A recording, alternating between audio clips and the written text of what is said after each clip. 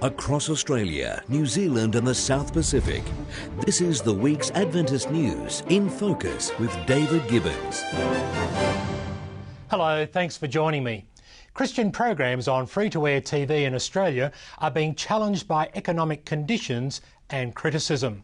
The Eternity newspaper reports Kevin Copeland's Believer's Voice of Victory was dropped by Channel 10 after anti-homosexual comments were aired on the program. Believer's Voice of Victory is still showing on regional stations and the Australian Christian Channel on pay TV. Dr Michael Youssef's Leading the Way program has also disappeared from Channel 10's lineup after the ministry decided it could no longer afford the cost of broadcast. But it is written Oceania, after losing its time slot on Channel 7, will remain on air in a new arrangement with Channel 10 and Channel 9's Gem. When we knew our previous arrangement with Channel 7 was coming to an end, we couldn't have known God would provide such a powerful new answer.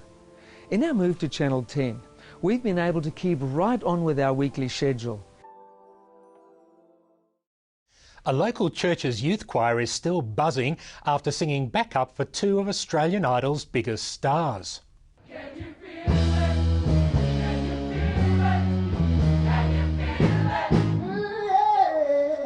The Samoan Adventist Youth Choir from Mount Druitt, Sydney, performed at a fundraising event organised by the Sony Foundation, which focused on helping young people with cancer.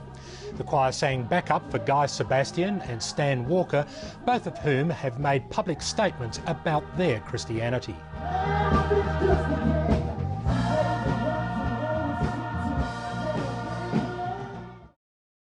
As aid agencies commemorate World Food Day, ADRA, the Adventist Development and Relief Agency, is distributing emergency supplies to starving families in Niger, Madagascar and elsewhere.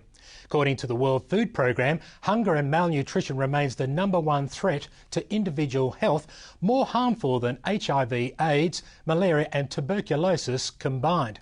In Niger, where severe famine has affected more than 7 million people, ADRA is distributing food, reaching 30,000 individuals in more than 105 villages so far. And in Madagascar, ADRA has distributed agricultural implements and 4,000 tonnes of food to more than 18,000 families who are suffering from drought. Seventh-day Adventists in Jamaica have risen to the challenge of getting out of the pew and into their community. The Jamaica Gleaner reports that at the end of a special week of generosity, church members spent their Sabbath providing hot meals for more than 5,000 people in need. Among the volunteers was Governor-General Sir Patrick Allen, an Adventist and former pastor who continues to be actively involved in his church. Church leaders were pleased with what had been achieved, but said that Christians have failed if they're only kind once a year. And in this week's special edition of Record focusing on the Bible, Aftershocks rock church meetings in New Zealand, evangelism in public universities in Melbourne, and Pacific Yacht Ministries set sail for the Torres Strait. Well, that's the news for this week. Thanks for watching, and don't forget you can see the full half hour of Record in Focus on Hope Channel, Pay TV in Australia, Shine TV in New Zealand and online at infocus.org.au. Until next week, God bless. I'm David Gibbons.